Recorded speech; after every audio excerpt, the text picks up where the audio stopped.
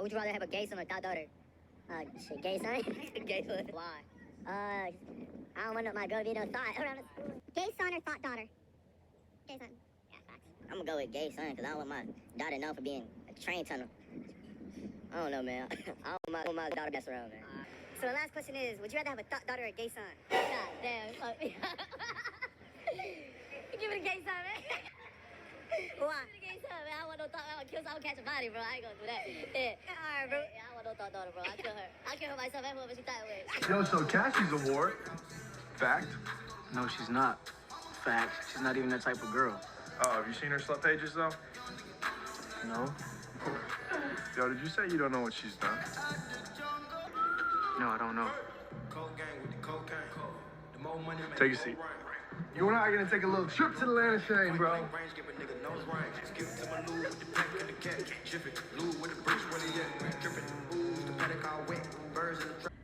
Nothing summarizes more perfectly society's obsession with other sexualities than the gay son or thought daughter interviews.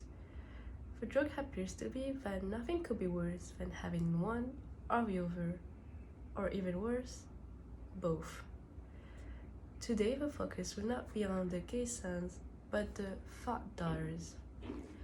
Women's sexuality have been the center of attention of so many people for decades, and with the omnipresence of phones and social media, a new scrutiny lies on top of women and how they present themselves online. I'll use high-field and leveraged textile Instagrammatics and digital methods, studying visual social media from selfies and GIFs to meme and emojis, and Asimov's article called Sex in Panic to explore the politics of nudes.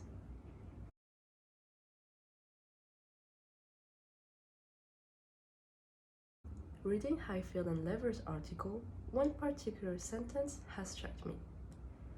The image has great social and political power too, especially the digital image, which can drive political acts and protest in a safer arena than publicly in person. Social medias are indeed a powerful tool to spread agendas, whether it is to rally people for humanitarian causes or influence them to vote for a specific party, which are certainly examples Highfield and Lever were thinking of. But what about the images that sparked social and political debates when there was no intention of doing that? What about those girls who find themselves amidst the hurricane of shame when their private pictures leaked to the web without their consent? They were certainly not thinking about the consequences and the discourse their actions would create. No, they were probably thinking about the benefits of sexting. According to Asinov, sexting can increase sexual communication and intimacy with a partner, especially in long-distance relationships, that it provides an outlet for sexual self-expression that can help people overcome inhibitions and that many find exciting, arousing, and fun. Furthermore, sexting is perhaps so frightening and compelling precisely because of an expectation that new communication technologies should be inherently liberatory.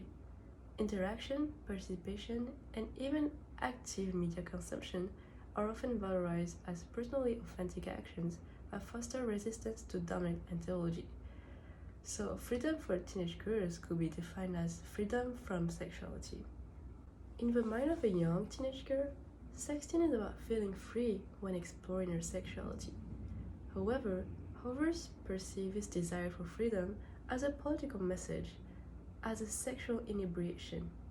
It causes them to think that the newer generation have become sexually deprived, as they have no shame sending their private pictures through messages. It is not the first time this misunderstanding has happened. For decades, new emerging technology caused more panic among people. For example, the rise of printed female graphic novels in the late 19th century sparked anxiety, as people thought those kind of stories would corrupt the mind of middle-class literate women. Therefore, we can see that the new and unknown has always caused more panic with populations, especially in regard to how young women interact with them. The advancement and increasing omnipresence of digital devices in our society exacerbate this anxiety, showing there is a need for research in the cultural context for social media, as Highfield and Lever note, especially in response to moral panics and for outrage over certain practices, including the apparent narcissism of selfie-taking, selfie-shaming, primarily of women, the inconsistency over what content is appropriate or not on social media. The politicalization happens when people shame young girls for participating in sexting when their private pictures are leaked. They blame the victims by asking questions like, why did you send that picture? Why did you take that picture? When they should put the focus on the persons who revealed the picture without their consent. As I said earlier, they paint a picture that young girls have now become sexual beings with no morals and are okay with showing their body to the whole world, although they really only share to one person.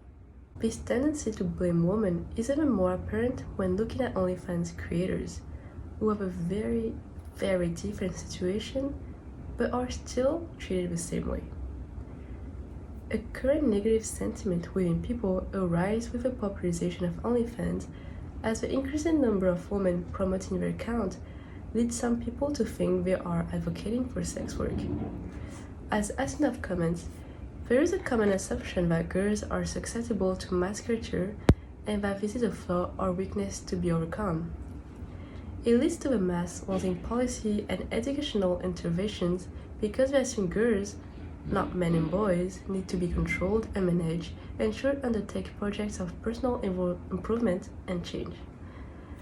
As a result, they shame those creators because they deem immoral to willingly share nudes. But wait a minute. Doesn't it sound familiar? Shaming a woman for her online sexual presentation? Yeah, just like girls who have their nudes leaked. They hate it when they share the nudes of their own accord, but they also hate it when your pictures shared in a private setting gets out. Those two different situations demonstrate their still discomfort regarding giving women agency of their own body. And there you go. Women's sexuality still in the mind of others in 2024.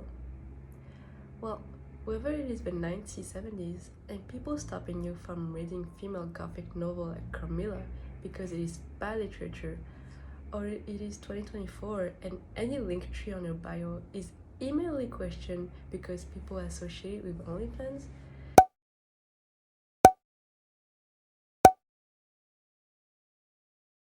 society will always try to control how women should explore their sexuality. But yeah, I would like to hear your thoughts on it. I want to know if you do agree, you do see like the connections despite how different the situations are, and I would like to hear everything you have to say about it. But thank you and have a good, lovely day.